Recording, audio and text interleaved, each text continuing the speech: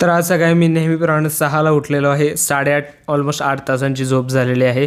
आणि आज सकाळचं बॉडी वेट 53.6 होतं. ही डेफिशिएटमध्ये खाऊन पण का वजन वाढाले मला काय कळेना.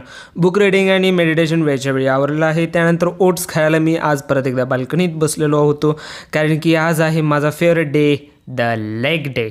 आणि लेग डे मी कधीच म्हणजे शक्यतो स्किप करत नाही. जर बॉडी कंडिशन व्यवस्थित नसली तर जरा स्किप करायला लागतो आहे. स्क्वॉटचे टोटल 3 सेट, हॅमस्ट्रिंगचे 3 सेट आणि परत एकदा डंबल RDL हॅमस्ट्रिंगसाठीच त्याचे टोटल 2 सेट.